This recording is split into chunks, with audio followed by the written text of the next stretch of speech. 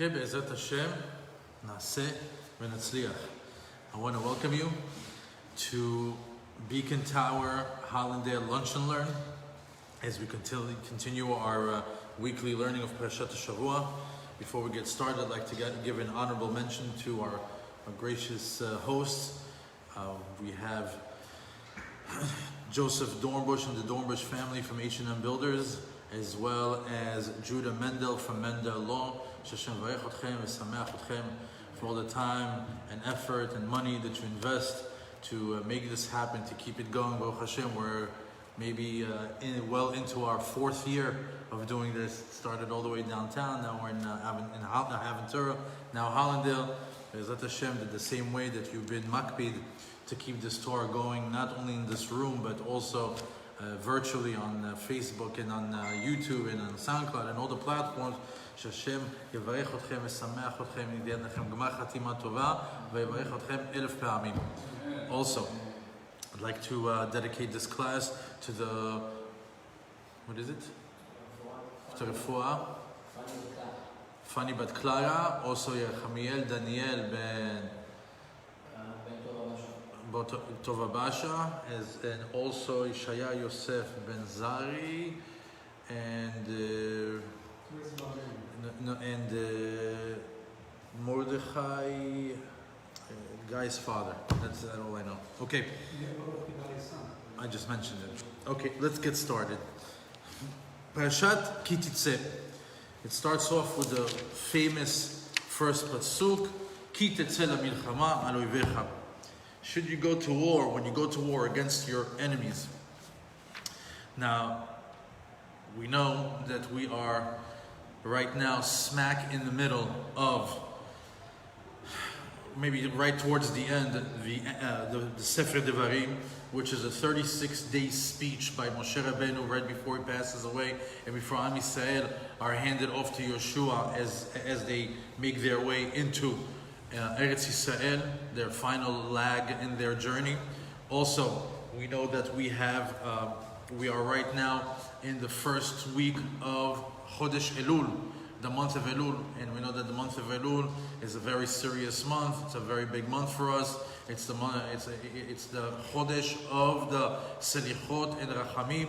It's a time, it's a Teshuvah season. This is the time when we start to do a spiritual audit, spiritual accounting of the past year's spiritual performance, do Teshuvah, taking upon us the lessons learned, what we did wrong, and how we're not taking upon ourselves not to repeat it, and taking, and start to pray for a whole new year of new opportunities, new luck, new mazal for the upcoming year.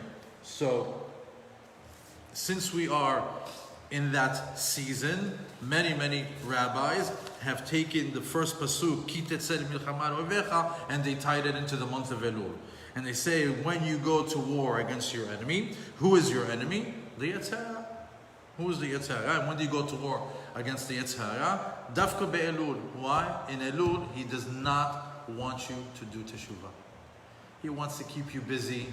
All of a sudden, in the month of Elul, the emails double, the phone calls double, the troubles double, the Shlom Bayit is terrible, the kids don't listen. What happened? He doesn't want you to have any mental space to sit down and to do teshuvah. So, Ki tetze lemilchama, in the month of Elul, when you're going to fight, you have to wake up at 5 in the morning to pray nets, to do salichot. We see that you have to muster up some sort of a strength, will, desire to find the Yetzer Hara. And what's the war? The war of doing teshuvah. A lot of people, Rosh Hashanah sneaks up on them, and they think that they really can deposit themselves into a synagogue and pray 15-minute Amidah and clear up a year's worth of sinning. Hashem, I'm sorry, I'm a good guy, I have a good heart, take care of me, I love you. You think that's going to yield any sort of something? Yeah. He's your father. He appreciates that you even came to shul. He appreciates that you came and even said that. There's people like the fifth son that doesn't make it to the seder. We also have some people that don't even make it to shul on those days. But at the same time, it's not the same like somebody who starts at teshuvah and fights the Yetzer Hara and wakes up to slichot and does all the things that he needs to do in order to clear up last year's mishaps and get ready for the bracha of the upcoming year. Also, it's hinted in the first word of the pasuk. Ki titze lamilchama. What's ki? Ki, we have chaf. That's numerical value 20. Yud is 10. Chaf plus Yud is what? 30. Ki titze lamilchama, that's the month of Elul. 30 days is the 4. 30 days is the fight. And after Rosh Hashanah, what do we have? A 10-day extension. Hashem says, I gave you the din. Now let's do din v'cheshbon. Now let's, you owe me this much. Now let's haggle. Now let's go back and forth. Let's see how we can chop it down in the next 10 days up until Yom Kippur. So, since that's the energy of this week, the Teshuvah, Elul, the Milchama of the Yetzer Hara, I want to focus in on a couple of things that are very nogea to the time period that we're in. There are many mitzvot that are packed into this parasha, and each parasha in Moshe's farewell in Mishneh Torah. Sefer Devarim, every single parasha, 40 mitzvot, 50 mitzvot, 60 mitzvot, it's a lot. It's a lot. It's more, some parashiyot used to have 2 or 3, some are very heavy laden. But the Mishneh Torah, and they're all like very big subjects. You can mamash stay on each 2 pesukim and do a class, 3 pesukim, do a class. But one concept that was mentioned a couple of weeks ago in Parashat Re'eh and in this week is very much connected to the Teshuvah season. And that's the concept or the mitzvah of tzedakah, charity. And we know that tzedakah tatzil mimavet. We know that the famous story of Rabbi Akiva with his daughter before she went to sleep, when she took the pin out of her hair to stick it on the wall before she went to sleep, and then when she woke up in the morning, she sees she put it in the eye of the snake. Rabbi Akiva says, tzedakah tatzil mimavet. Why? Because at the time that he was, well, you know what? Maybe I'll tell you the story. It's a great story, actually. It's a great, great story if you guys didn't hear it. So there's a story in the Gemara.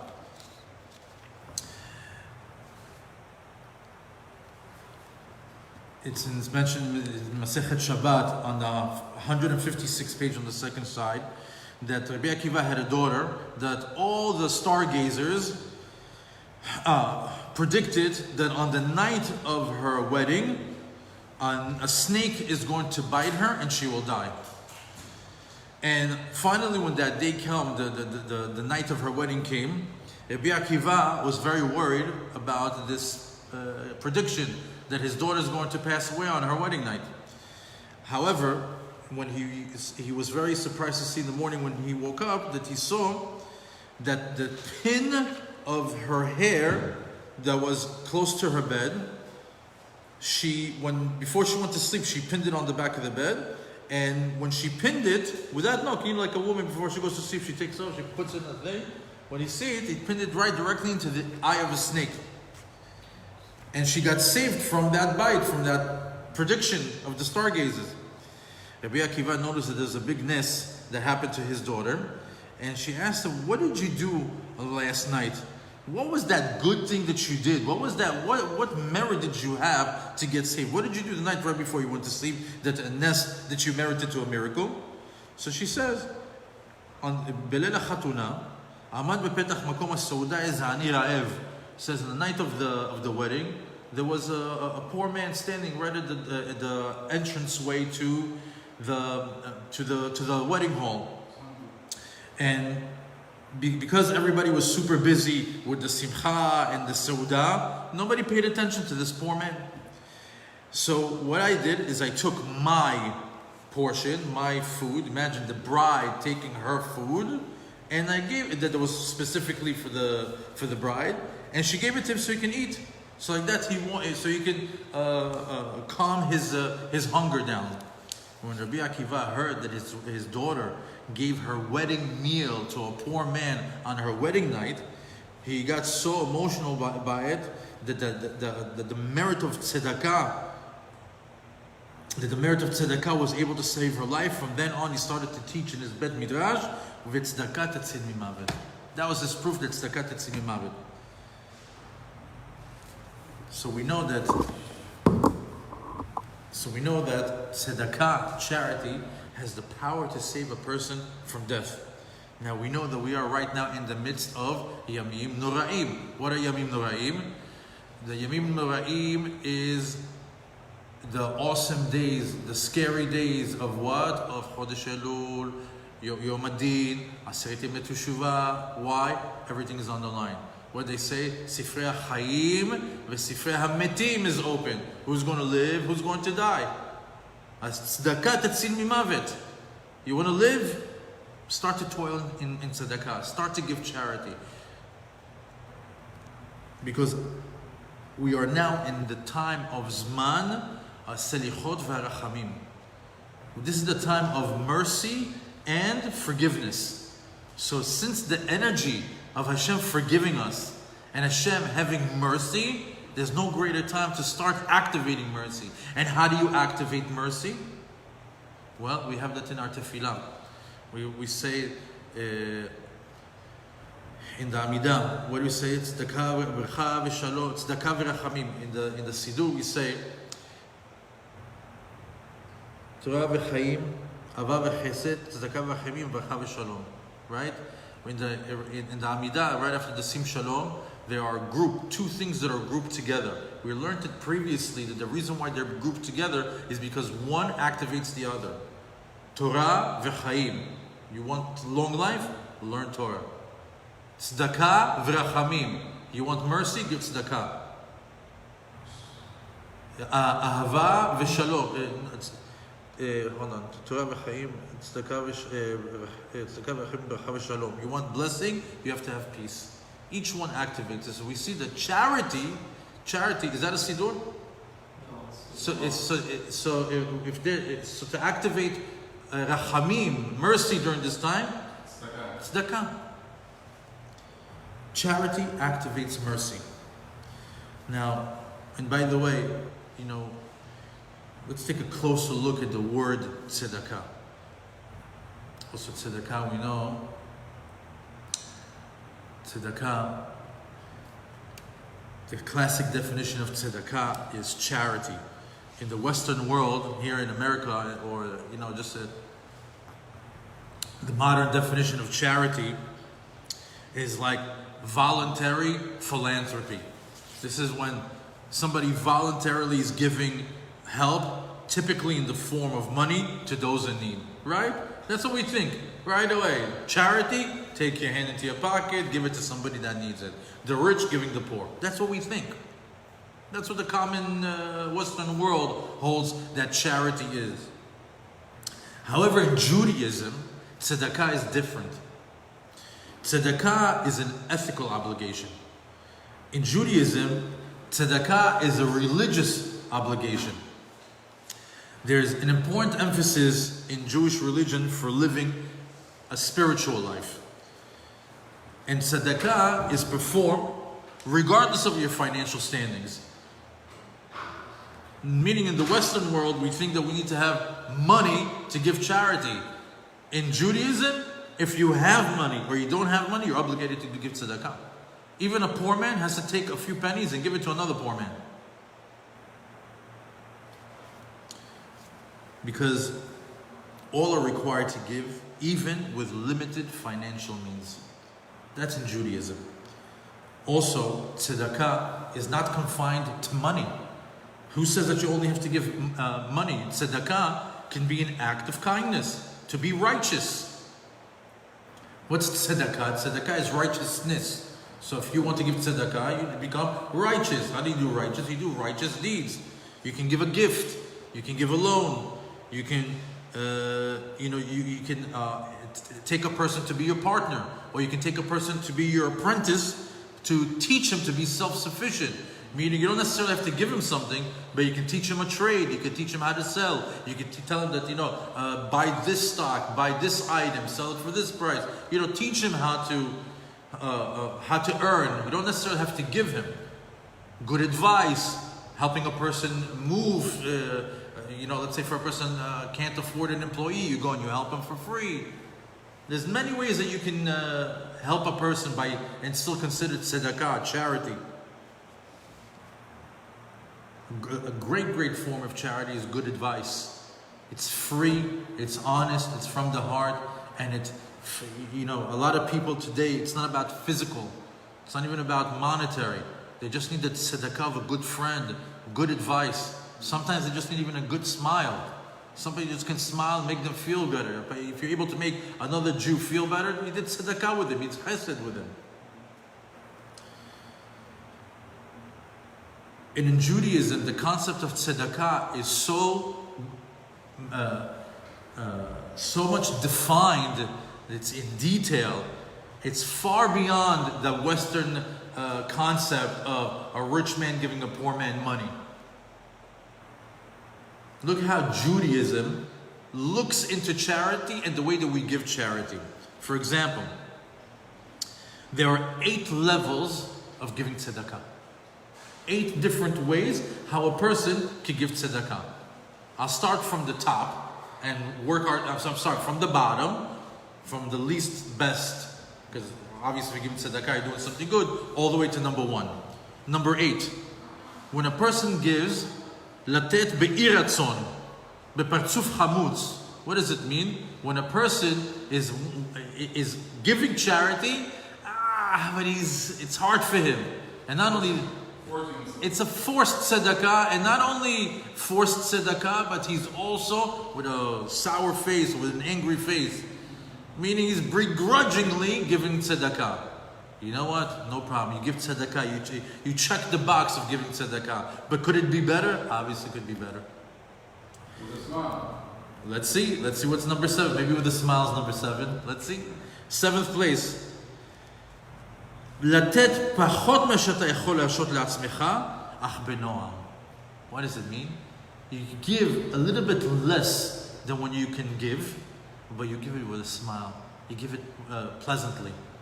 In other words, maybe you can give 100, but maybe you can give 50, but you give it with a smile, pleasant. The whole idea is to give. Notice that the amount is irrelevant.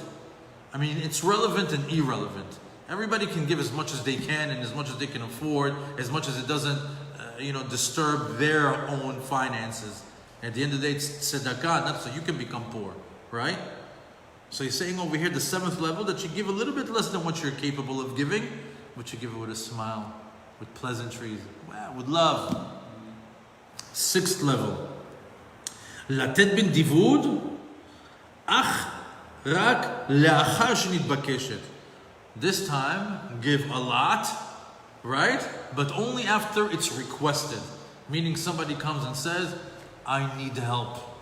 And you say, okay, here, how much do you need? 1,000? Here's 1,000. That's the 6th level, bindivut. But you have to be asked. Somebody asked you for it. You didn't do it on your own. That's number 6. Let's do number 5. Number 5, latet tzedakah beterem shenitbakeshet. When you're able to give tzedakah with people not asking you. That you walk into the room and you see the anis over there, or you go and you search for people that are in need, and you go and latet you give before you are asked. That's the 5th level. The 4th level is hamekabel mikir et hanoten, ach hanoten eno mikir et hamekabel. Now it's getting interesting.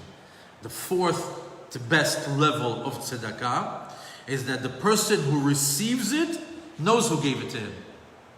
The person knows that you are the one that gave him the tzedakah. However, the one that gave the tzedakah, he doesn't know who he gave it to. Meaning we know that there's a tzaddik, a guy in a big office in New York City, he gives a bunch of tzedakot, and he knows that, somebody comes, he says, I have 10 needy people. He says, okay, here, tzedakah for all 10 needy people. All 10 needy people know who the rich man in New York City in the penthouse is giving the tzedakah, but he doesn't know who he gave it to. That's a 4th level. The 3rd level is hanoten mikir et hamekabel, ach hamekabel lo mikir et hanoten. A higher level than that is the person that gives knows who's receiving, but the receiver doesn't know who he got it from. In other words, the person overheard. I'm giving examples, right? I'm just trying to draw a picture. Person hears the guy in the shul saying, I need to marry my daughter. I need to, there's a special surgery, so on and so forth. And the guy takes the gabbai to the side and says, look, he needs 10,000, here's 10,000. Give it to him, but I don't want him to know it's me. So he knows who he's giving it to, but the guy that receives it doesn't know who that person. That's the third level. Second to best level of giving tzedakah. Latet be'ilul shem. Anonymous. When nobody knows who gave the money. Hamekabel v'hanoten enam mekirim ish et re'ehu. The one that receives the money and the one that gave the money, nobody knows. It's anonymous. The whole transaction is anonymous. You have an ani that we don't know his name. We have a tzaddik that's giving tzedakah. Again, I'm not going to use the word ashir. Right? That's not the point here. The point here is not an ashir. It's a Jew that's giving tzedakah. Exactly. That's the Jew.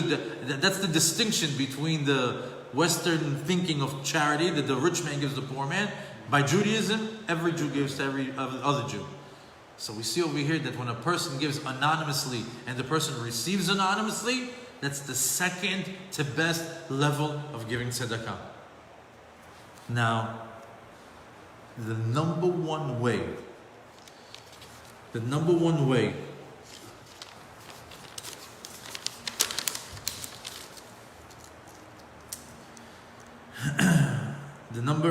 level of giving tzedakah is לעזור למישהו להפוך מסוגל לקיים את עצמו.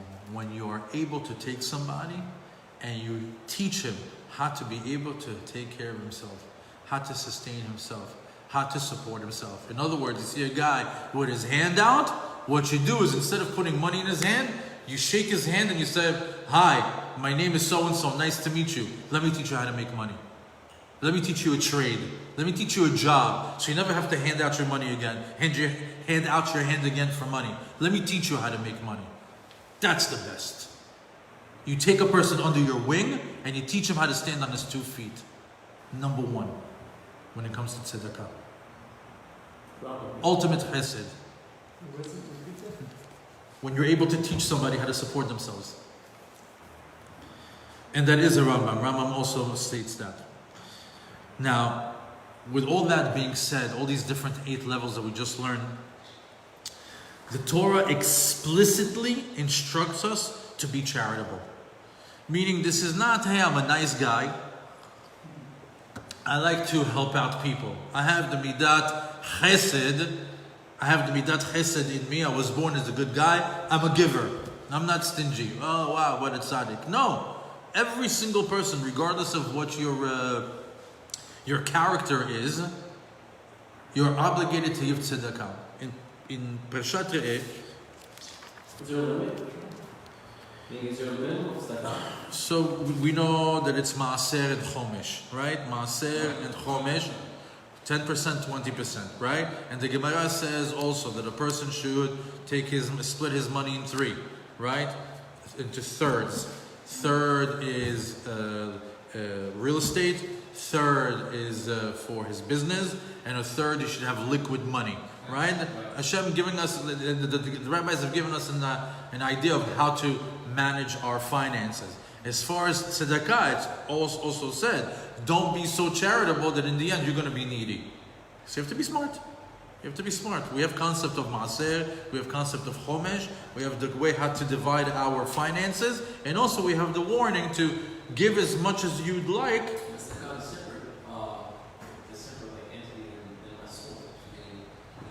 Most people take the masot and use it as charity. What do you do with that when you tithe? Where does that money go? Who do you give it to? Any place that needs. That needs. Anybody that needs, you are supplying that need. It's tzedakah, it's a chesed. Most people take their money of maaser and they turn it into tzedakah. Tithing. Tithing is connected to the produce. So technically, any Meiser is qualifying as tzedakah today. 100%. There's no distinction. 100%. My question is there a difference between tzedakah and masot? Masot is where is the origin of that money. You made $100,000 plus minus all the different things. You have X amount of dollars. You take 10% of that. That 10% of maaser is also, AKA, also known as tzedakah. Now go do something with it. Go give it to a yeshiva. Go support a family. Go do chesed, tzedakah. Most people try to limit themselves up to maaser. That's how much tzedakah I do this year. Some people not. Some people are more than that. Okay, let's go to Parashat Re'eh. Perek Tedvav, Psukim Tet to Yudalet. It says over there. First of all, it was speaking about the concept of Shemitah. The concept of Shemitah, we know that on the 7th year, something very interesting happened, right? On the 7th year, if anybody owed you any sort of money, it gets wiped clean, right? So if somebody borrowed with you on the 1st year, yes, and you made with them that, before Shemitah, you give it back to me, so he has 4, 5, 6 years to do it, right? Or let's just say somebody comes to you 3 months before Shemitah. Give me $100,000. What's it you're going to say? I said, doesn't look like you're going to be able to pay me back $100,000. Bam! Slams the door in his face. So in order for Jews not to turn down other Jews and help them out with tzedakah, we know that Hillel came out with a pruzbul. What's a pruzbul? That the Bed Din actually carries over the debt during the time of the Shemitah, and it comes back after the time of Shemitah that the guy still owes him. Why? So the Jewish people will still be able to lend people out money, even though that there's the Shemitah concept that is active. So it says over here, in the time of Shemitah, Yishamer lecha פן יהיה דבר עם לבביך בליעה לאמור כל שנת השבע, שנת השמיטה, וראה עיניך באחיך אביום ולא תיתן לו. He says, be careful if it's going to be such a reality, such a metziut, that it's the 6th year of Shemitah. You're saying that the 7th year is coming, and your brother who's in dire need of money, of help, is coming to you, and you're going to say, no, it's not going to work out for me because of the timing of the Shemitah. He says Hashem is going to look at you, he's going to pay attention to that, and he's going to consider it as a sin. The next few Pesukim are more connected to our learning. It says, in that situation, even though that it's talking here about Shemitah, but from here we learn that it's not only Shemitah, it's in general. Naton titen lo. A double kefir lashon. Naton titen, you shall give him. Velo yira levavecha betitcha lo. And you shouldn't feel bad when you give him. You know that this is something, the Pasuk is hinting to let us know. Sometimes people, when they give, or when they do like in shul, 100, 200, 1,000, 2,000, 3,000, they get so excited. Then when it comes to give, why did I do it? When you gotta pay. It says, don't feel bad after you give. Don't feel bad. Feel good. But look, Hashem knows the human nature and how people would think. So he says, "Naton titen lo velo ira levavecha betitcha lo." Why? Ki biglal hadavar hazeh, because he did this, yevarechecha Hashem lokecha bechol ma'asecha. You'll be blessed. You'll be blessed with all that you do. Ubichol mishtach yadecha. Anywhere you put your hand, you're going to be successful. Look at this. You come, a Jew comes to you. You're able to help him, even if it takes you out of your comfort zone. Even if you worry that maybe that 100,000 is not even coming back, and you still give it to him. Hashem says, "I got you back. Don't worry." Who gives you money anyways? Hashem gives you the money. He says, "I'm going to bless you," and not only that. He says, anything you touch turns into gold. That's a guarantee in this pasuk. Continues to say, because there's always going to be a poor man in the land. Because of that, over here Hashem says, I'm commanding you, patoach tiftach et yadecha leachicha le'aniyecha u'levyonecha. I want you to open up your hand to your brother, brother meaning family, that needs money. La'aniyecha, the poor people that you don't know. Ve'le'evyonecha. Meaning there's sometimes people that are in your city, in your neighborhood, and then the evyon that comes from other cities. You let us ever say no to somebody? Huh? You let us say no to somebody? I think, I'll tell you what, I think the answer is yes, but I have taken upon myself with that question because I'm in a synagogue that almost every single day somebody comes. Sometimes they look like saints. Sometimes they look like con artists in a suit, but it's not my place to judge another Jew. Any Jew that puts out his hand and says, give me, I give.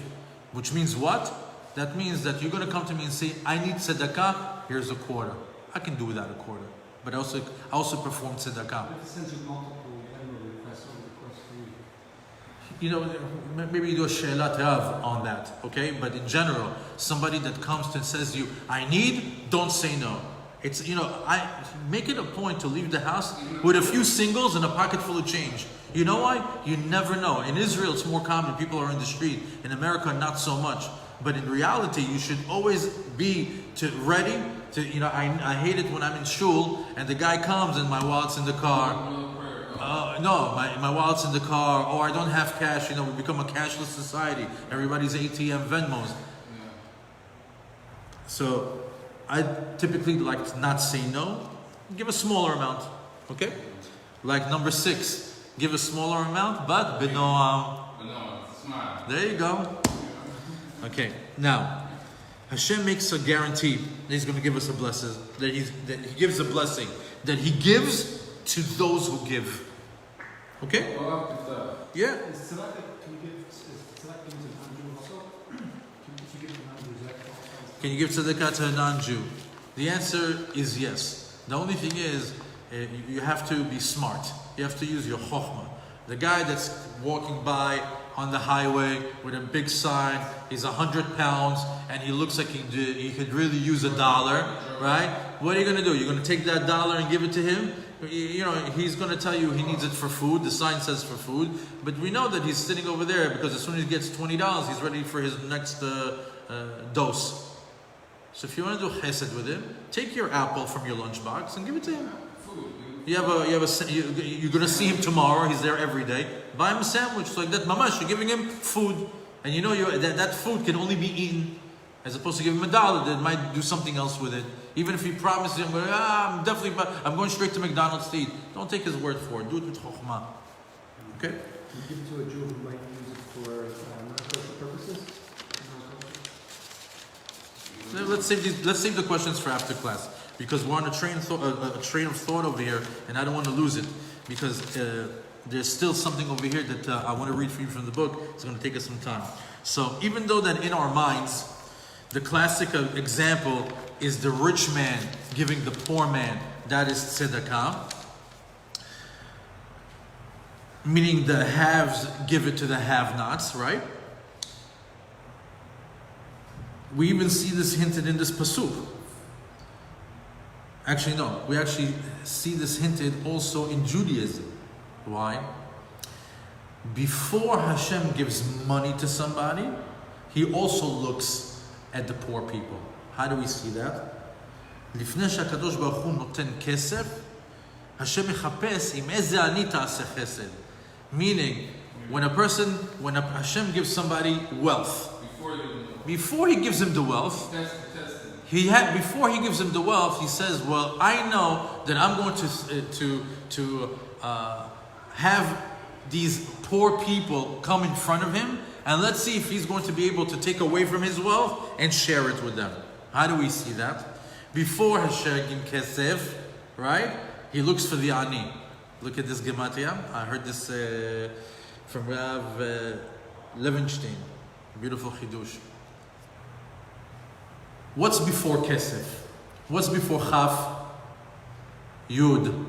What's before Samech? Nun. What's before Pei? Ayin. The letters right before Kesef spell out Ani. Hashem first looks at the Ani. He looks at the Ani that He wants you to give the Kesef to. Before He gives you the Kesef, He takes a look at the Ani. So also, since we're on Gematriot, what's the Hagdara? How do you label, how do you know that a person is poor or not poor? What is the classic Gemara definition of a poor man? The Gemara says that he doesn't have Matayim Zuzim. If he has less than Matayim Zuzim, he's considered an Ani. More than 200 Zuzim and above, he is already a regular guy. So what is the Gematria of Tzedakah? Tzadik is 90, Dalet is 4, Kuf is 100, Hey is 5. What is it? What's the Gematria? 199. Tzedakah, if he has 199 Zuzim, you can still give him Tzedakah. Anything about that is not. Now, a person's wealth, you should know, is actually when a person gets such a tremendous amount of osher, it's not necessarily, it's actually a partnership. It's a job role. It's a test to see if that person is going to be able to distribute the money that Hashem has deposited with him to the needy. It's a partnership. Yeah, Hashem says, be my partner down low. I can give them the money also, but I want it to come through you. That's what they say, that sometimes you have to pray to pass the test of the Osher. That you have to pray to pass that challenge of being wealthy. It's also, being poor is a challenge, being wealthy is a challenge. Now, the Sheikh HaKadosh says something incredible. In order to crystallize this point of how a wealthy man actually has a role, because obviously he doesn't need all that money. Hashem has put him in that position of wealth, of being rich, because he expects something from him. You're my partner, Hashem says. You have a job to do, Hashem says. You have a responsibility, Hashem says. Al-Sheikh HaKadosh brings a point similar to this from a Gemara from Baba Bata on page 131b. This chidush I heard from Rav Elimelech Biderman. So I'm saying it in his name. He says there's a case in Baba Bata on the 131st page on the second side of a person that dies. And he leaves all inheritance to one son. A rich man leaves all of his inheritance to one of his children. So the Gemara asked, how is it possible? You had so many children, shouldn't he have split it between the kids? The Bechor gets double, the rest gets split up, whatever it is, whatever the details of that. So the Gemara says, no. It's not that he gave it to one child only. He gave it to one child who's going to be the apotropos. He gave it to one child who's going to be the apotropos, Leader, the trustee. He'll be the trustee. Meaning he's the most responsible, he's the smartest, he's the elder, he's the oldest one, whatever it is, he's going to be the apotropos, and the father trusts him to divide the money evenly. Because it doesn't make sense that a father would give all of his inheritance just to one child, right? He loves all his children. So the Sheikh HaKadosh says, Kulanu b'nei Hashem. We're all the children of Hashem. All of us. We got that title, Beni Bechori. So he says, when Hashem gives you money, when Hashem gives a person wealth, He simply appointed you as a trustee for that money. He simply gave you that role. So a person who's wealthy has to understand that when the Torah says,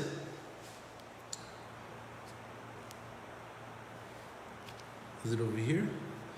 Oh, here. When you're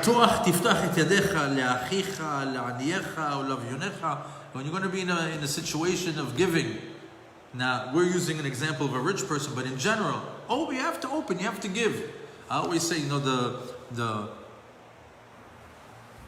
always look at tzedakah like this. We have a cup, right? And my cup runneth over, right? We want the cup to be full, so full that it spills over. But what happens when the cup is full?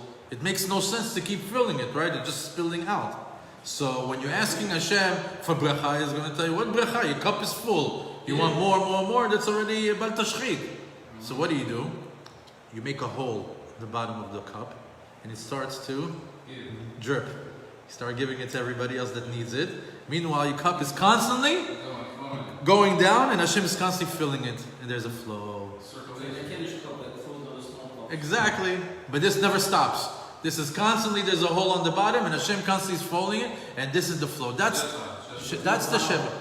That's the concept of tzedakah, to constantly be giving, so Hashem can also be giving to you. Midah, give me that. Measure for measure. That's right.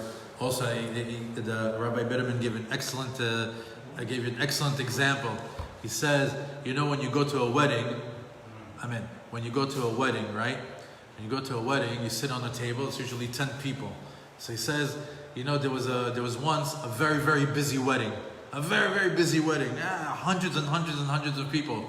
They were understaffed with the waiters. So what they did is when the food came out, the waiters, what they would do, they would go to each table and they would put it on the table, and then everybody would have to get themselves, right? So the plate of chicken and meat comes out, and the waiter comes and puts it in front of one person, right? 10 pieces of meat right in front of one person. So is all of that for one person? No. It's to give out to every single one. He said the same thing. When Hashem gives you the shefa, it's not so you can eat 10 pieces of steak. It's so that make sure that everybody gets a piece of steak. How much did you eat? How much wealth do you need? All right, but that's a lesson that we're learning from Ashirim. In a minute we'll talk about the middle class and the poor. Now we see that in return, the giver of tzedakah gets a big reward, and we know that ha'ani oseh chesed hima'ashir. That in the transaction of giving charity to a poor person, who benefits more? The poor man that now has $100 in his hand and can go get whatever he wants? No. The rabbis tell us the rich man that gave the 100, he benefits more than the poor man. Why? Ha'ashir, he's the one that merits more than the ani. Why? The ani right now got tzedakah. He's able to go get whatever he wants. It's here today, gone tomorrow, right? The act of tzedakah is a mitzvah that you did in this world, counts for tzedakah, and the sachar for it is where? In the world to come. Who did who a favor? The guy that he gave him enough food for a week, or the guy that has now eternal reward in the Shamayim? When Hashem comes and gives you a poor man in front of you, it's not to bother you to take your money. Hashem came to tell you, Allah, I'm building up your bank account in the Shamayim. I'm building your castles in the sky. I'm giving you an opportunity for mitzvah nitzchit. That's when the people come and they ask for donations. They explain to you, guys, you know, you're looking at me like I'm the poor guy that is coming and asking for the yeshiva, and I'm asking for the kollel, and I'm asking for, you know, they're asking for, health issues and all these different things. He says, this is not for me. Hashem sent me so you guys can all pick up these mitzvot. That's even if you can give a quarter, just to be a shutaf. Because in the Shamayim, when they come, they say, okay, who participated in this mitzvah? Oh, this guy gave 10,000, 5,000, 3,000, this guy gave a quarter. Doesn't matter. Oh, at that time, it's not so much about the money. It's about, give me the names. Give me the names of who participated. Just have a share in it. That's why every time there's a mitzvah, I said, you mind if I put $1 in it? Just to be part of it? Can I put just 5,000 to be? If you don't, if you're not in a place of wealth, but you're a place to have a share. The whole thing with mitzvot is to share mitzvot, especially when it comes to tzedakah. Be smart. Be smart. Get in there. Get in there. And most people don't want to do mitzvot on their own. They will gladly share. They will gladly share. Last week we spoke about Imre Noam. I brought the book because the rabbi gave an incredible story about tzedakah. No, it's from the book. On this week's Parashat. It says, there's a tale, there's a story about a king from the city of Munbaz that squandered all the treasure houses from his kingdom, all the money that he amassed and his forefathers amassed, and all the money that they were able to save throughout the ages as the lineage of their kingship. This particular king spent it all. Bishnat Betzoret. It was a day, not a year. What do you call Betzoret? Betzoret is when it's dry. What's it called when there's not like a famine, but like when the crops don't yield. Basically, it was a tough year that the crops didn't yield. A drought. Thank you. There was a drought. A year that had a drought, and what he did is he took all his money and he gave it to the poor people. So what? So they won't be starving for food. So he actually took all the money from his treasure houses and he gave it out to all the poor people in his all his constituents in his kingdom. As a reaction to this, all his brothers and all his family came to him and said, "How could you do this? Your fathers that have been saving and for years and years and years, and they've been compounding and adding more to what their forefathers, and you took all the riches and you spent it all in 1 year?" So the king from Munbaz answered them. He says that the treasure houses for tzedakah that my forefathers saved are completely different from the treasure houses of what I saved. So they told him, "What did you save? What did you save? What did you do? What did they do when they saved their money and the riches? And what did you do that you're considering it saving when you gave it all away?" So he says, "Okay, I'll give you 6 examples of the difference between me and my forefathers. And you tell me who was right and who was wrong." 1. Avotai ganzu lemata, vani ganasti lemala. He says, my forefathers saved all their treasures here on earth. I saved all my treasures up in the heavens. Because imagine, he gave now, let's say, millions, billions, trillions of dollars to his constituents just so they can eat. So his forefathers grabbed everything, put it in rooms, and saved it for themselves. Hem ganzu et ze lemata. He says, I went ahead and I also saved it. Aval ganazti et ze lemala. By the way, he was a Jewish king. He came from the Zera of the Hashmonaim. He was from that lineage. Because he's a Jewish concept. In case you thought he was like a secular king. Second reason. Avotai ganzu b'makom shayad sholetet bo. Vani ganazti b'makom she'en hayad sholetet bo. He says, my forefathers took all their treasures and they put it in an earthly place where people can steal it, take it, they could add to it, they could take away from it, meaning in a worldly place. Me, which means that you think there was like a safe place. He says, I stored mine all the way in the heavens. Not one hand can reach it.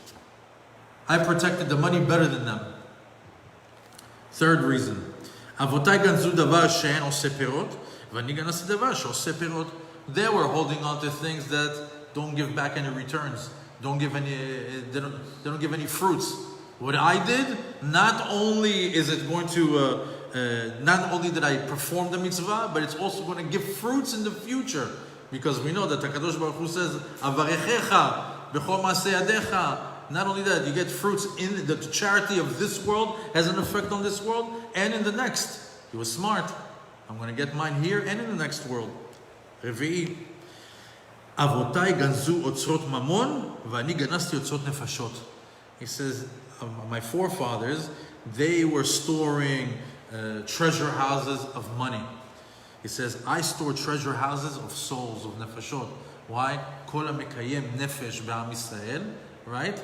Anyone who's able to keep one person alive, support one person, it's as if he gave birth to him. It's as if he saved the whole world. Imagine a year of a drought, a year of famine. People are starving, there's no food for the children. And he gave millions of people, he kept them alive. He's a partner with HaKadosh Baruch Hu. He accepted the job role. He accepted his mission. He did the right thing with his shefa. He says, they stored money. I stored nefashot in the Shamayim. Fifth, Avotai ganzu le'acherim, v'ani ganazti le'atzmi.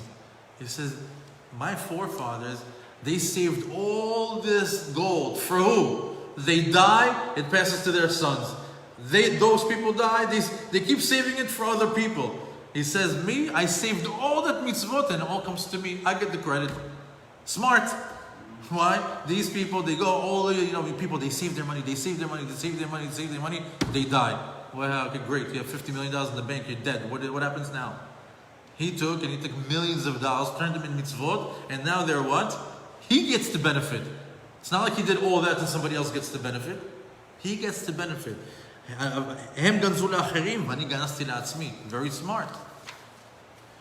Sixth reason. Back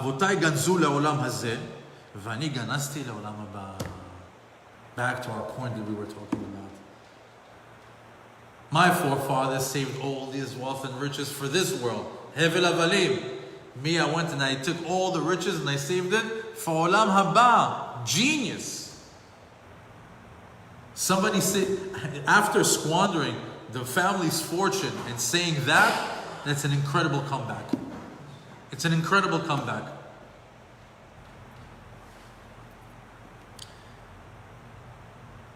And that's why it says in the pasuk, in this week's parasha, Velecha tiyeh hatzedakah. Meaning, you're giving it. That's what the pasuk says. Actually, maybe we could read it. Perek Chaf Dalet, in this week's parasha. This will now circle back. All this was an introduction to this week's parasha that we didn't even touch yet. Here it is. Chaf Dalet, Yu to Yu Dalet. It says over there. This is when somebody is coming to take a loan from somebody, right? This is a poor man. He's coming now, lend me money. So you have to give that person dignity. You have to give him respect. You can't treat the guy, you don't have money, here, take $5, take $10, get out of my face. You can't. The guy still has self-respect. He still has a neshama v'yehudi. You have to treat him properly. So this particular 4 pesukim talk about a person who borrows money. It says, Ki tashe berecha mashat muma lo tavo el beto la'avot avoto. He says, when you claim a debt, any amount from your fellow, don't enter his home to take security for it. Don't be like, hey man, give me your Rolex. Hey, give me your wife's gold chain as a collateral over the money. Don't do that. That's embarrassing. Okay? It says, Bachutz ta'amod, stand outside.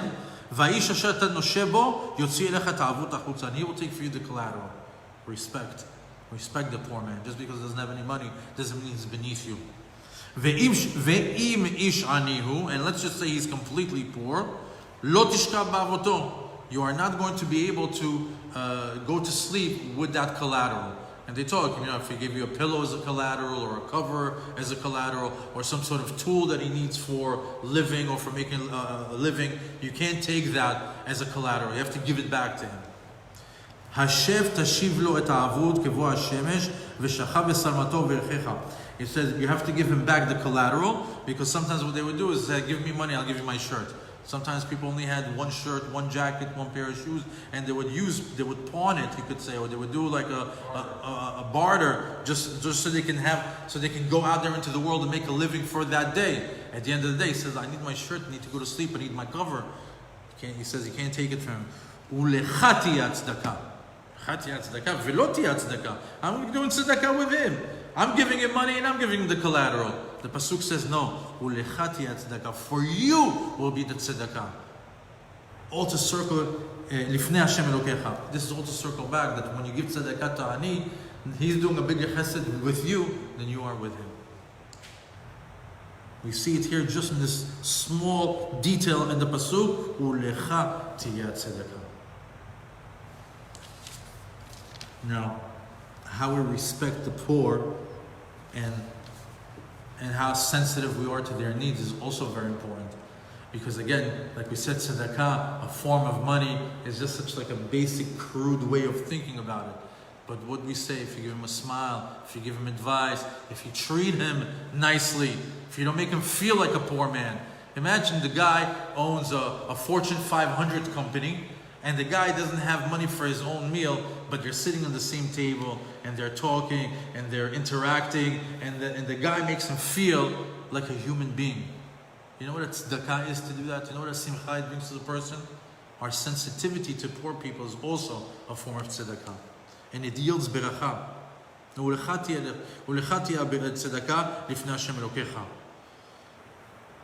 know that tzedakah has the power in this world. Just like we said, tzedakah tatzil mimavet. Right? It's this world. That's this world. And we also know that it has a tremendous reward for the next. Like the king from Munbaz that showed us what the tzedakah can do in the heavens. He gave us 6 different examples of what tzedakah does in the heavens. But now that we're, let's circle back to the beginning of the class. Now that we are in Chodesh Elul, Yamim Noraim, and now that we can use any mitzvah to tip the scale, we see that tzedakah is a great item for these days. Tzedakah tatzil mimavet. I know a certain person that really gave me a very good lesson about tzedakah. A friend of mine who I think that I was the most impressed with him because of his tzedakah. I think maybe every single week, maybe 2 or 3 rolls of dimes or nickels he would have just in his car, and he would carry in his pocket, and he would actually go from a person to person and put the nickels and dimes in his hand and say, let's give tzedakah. Tzedakah for the refuah shlema of this person, and for our hatzlacha, and for this hatzlacha, and for this zivug. Constantly in a state of tzedakah, and I was saying to myself, wow, it's so simple. It's so simple to rack up mitzvot. How many dimes are in a roll of 10? 100. How many nickels are in a dime? You got 100 times that you're doing tzedakot, and it's nothing. You put it in your pocket every time you find the pushka, every time you find the thing, and who's next to you? Come put tzedakah with me. Come put tzedakah with me. Come put tzedakah with me. Come put tzedakah with me. It's incredible. It's something that has such power, tzedakah, and yet we still have minimized it to V'ata moshel bakol, 3 drops in the tefillah over there, and then maybe another $1 here and there. And of course you have your tzedakot, the people that you give to, the masot that people try to do. But in reality, the whole idea of why tzedakah is not exclusive to rich people in Judaism, because the onus is on us to get into the character of giving, chesed, 10. Don't give they say if you have $100 and you can help out 1 person, or should you take 100 singles and help out 100 people? 100 singles. Why? Not because $1 won't do nothing for that person, and not because 100 will really fix that person's problem, right? So what do? $100 fixes his problem. $1 doesn't do nothing for these other ones. But what? You get into the habit of giving. You become a giver. You become Rahman. You become a person of Chesed. Exactly. And you're helping out more, and you don't know what $1, 1 penny. You don't know what. Kol echad lefi yecholto. So right now, Yom Adin is coming. It's good advice to carry a few extra dollars with you. Look for somebody who needs tzedakah. You go to the grocery store, put it in the boxes. Hashem knows. Doesn't matter where it's going. Hashem knows. And if there's somebody that's really in need, make it a point. And sometimes it can be by giving away old clothes. Sometimes it's by cooking and giving them food. Sometimes it's by calling them and seeing how they're doing. Sometimes it's giving good advice. Sometimes it's just being that guy that smiles to them all the time. You are the tzedakah. You can become the tzedakah. It doesn't always have to be with money. Hashem varech otchem, v'sameach otchem. It's a good time to strengthen this midah in the month of Elul. That at the end of the day, when we become so giving in the month of Elul, it becomes second nature for the rest of our life. Shabbat shalom,